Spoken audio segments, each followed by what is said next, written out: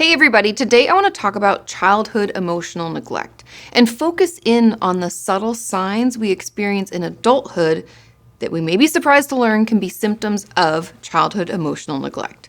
Let's start with a recap on childhood emotional neglect.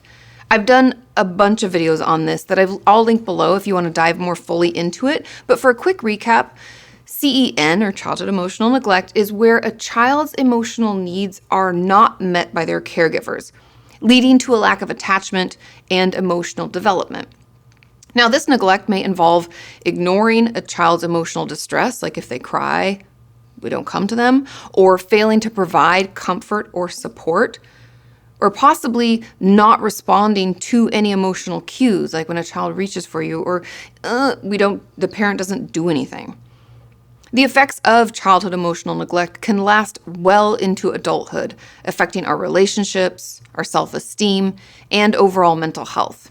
Now, a little disclaimer here, I am not trying to shame or blame parents for our issues. Many children can experience the symptoms of childhood emotional neglect because a parent had a chronic illness, a mental illness, or because they suffered an intense loss and couldn't show up like they may have wanted to. Or maybe our parents neglected us out of selfishness. But maybe they truly just encountered a really impossible season in their own life. Understanding childhood emotional neglect is not about having someone to blame. It's about understanding what's going on in our life so we can take responsibility for caring for ourselves. Many of us may be able to spot the really obvious signs of this, like when we panic because our spouse hasn't texted us back, or all of a sudden we feel like we're going to be abandoned and start thinking about leaving them first, right? So they don't leave us, we get out first. But sometimes it presents a little more subtly. For example, number 1 is emotional numbness. When we've experienced CEN, we can feel like we are unable to feel emotions, complete disconnection, or have trouble expressing them at all to other people. Now, of course, in our society, unfortunately, sometimes people who struggle with this are praised for their emotional numbness. People can call it health to not feel so much.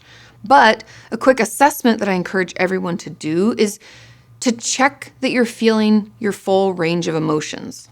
Let's take a minute. Do you get angry sometimes? I know, I don't like anger either, but we feel it, right? Do you feel sad sometimes? Then allow yourself to feel it. Are you afraid or happy sometimes? We want to make sure that we're able to feel all of these emotions appropriately and often. If we tend not to respond to our life experiences, right, there's no emotional response at all, it might be because our feelings have gone underground, because we didn't learn how to accept them as children, so it was just safer to stuff them and forget that they exist altogether. Subtle sign number 2, we can have low self-esteem. Childhood emotional neglect can lead to feelings of worthlessness, which can manifest itself as low self-esteem and a negative self-image. When our emotional needs aren't met when we're little, we can believe that we don't have a right to take up space or be seen and heard, or that we're unimportant. Every time we reach out for love and support, we aren't met with it. And we can start to believe that something must be wrong with us, right? Hello, shame, which can lead to negative self-talk and low self-esteem. Subtle sign number 3, we picked the wrong people. So whenever I hear someone say something like, all men are emotionally unavailable, or no one's ever attracted to me, or I always just end up in these terrible relationships, it's like a little light goes on, or maybe a little red flag goes up, because maybe it's not all about other people. Maybe we've had a few rough experiences or things that happened in childhood we haven't healed from. Maybe it's not all about them. Maybe it's us. I mean, it could also be a sign that we picked the wrong people, but there's a reason behind that. Maybe we had an emotionally unavailable parent, and even though we may want a partner who shows up and is vulnerable and loving and kind to us, our brain can feel safer with what we know, which could be someone who's a little distant or emotionally unavailable. So we tend to pick partners and friends who make us feel safe versus actually being safe. And maybe we don't even feel fully comfortable with emotional vulnerability. So subconsciously, we sabotage our relationships or friendships with healthy people before they even happen because something just feels off to us. Like we can't even put our finger on it, but I just don't really like them that much. Ugh. So we can find ourselves picking fights, looking for small things we don't like. I always think of Seinfeld when I talk about that because, he's so particular about every little thing and would like hone in on the smallest tidbit and be like, I don't like this girl anymore. So that might be us. Or it might not be as kind or helpful, or even act in passive-aggressive ways to get them, to leave us. Or, think about low self-esteem. If we have that as a result of our emotional neglect, this can cause us to feel uncomfortable with someone who is attracted and interested in us. We might get the icks when someone moves towards us because subconsciously we're thinking, why would they be interested in me? Like, what's wrong with them, right? The next subtle sign is impulsivity.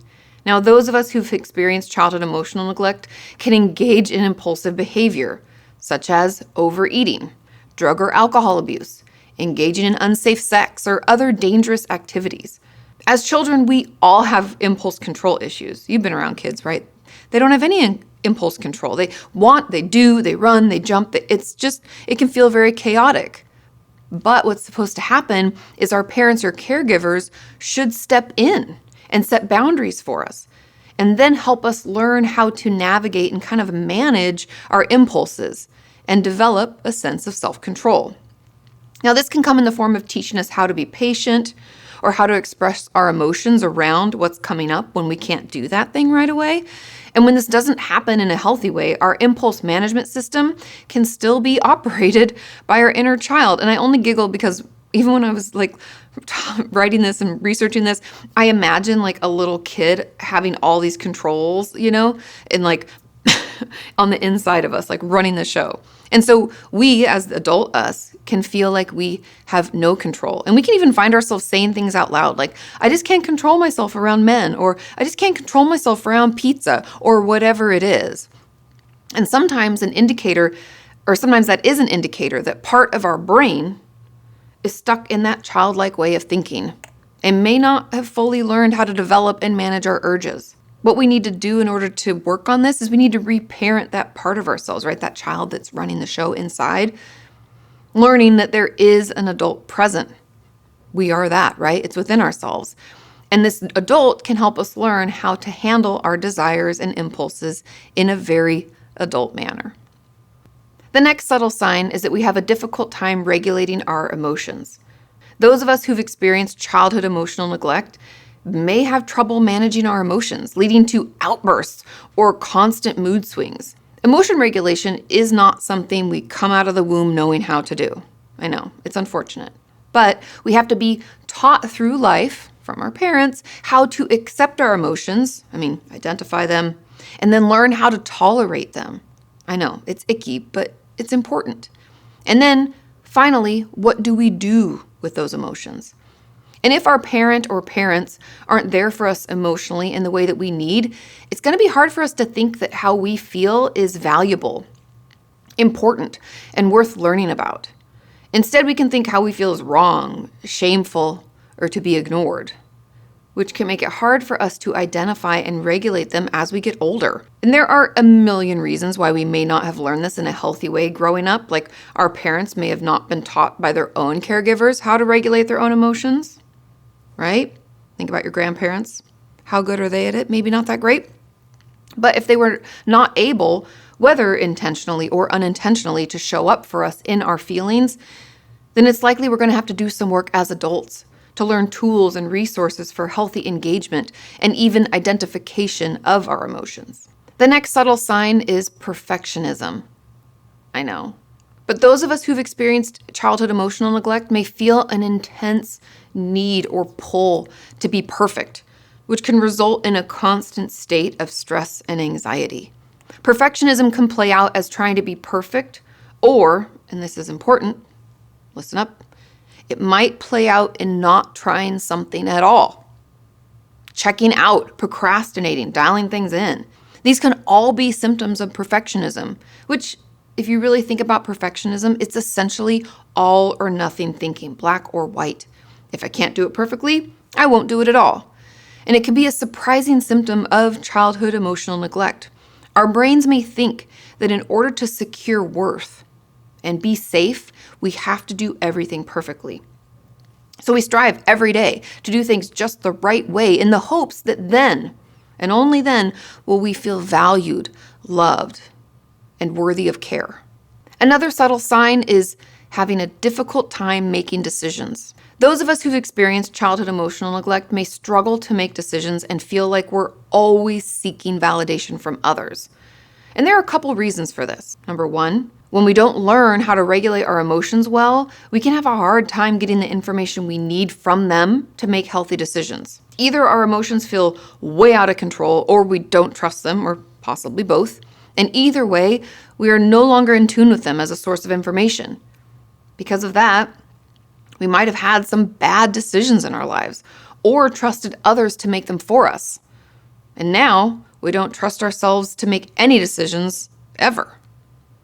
Or second, maybe we just have a fractured sense of internal trust. Just think about that, what that means. A fractured sense of internal trust. Part of the way that we learn to trust ourselves is through our parents or caregivers. They reflect back to us that we are safe and capable. And when that gets distorted or we aren't getting any feedback from them, we might feel like we're unable to make decisions, like we can't trust our gut because we don't even know how to tap into it. And when we have, we've been told that's wrong. It can be so confusing. Those are just a few of the subtle symptoms that may indicate you've experienced childhood emotional neglect. And if you recognized any of these signs within yourself, it's okay. It can get better.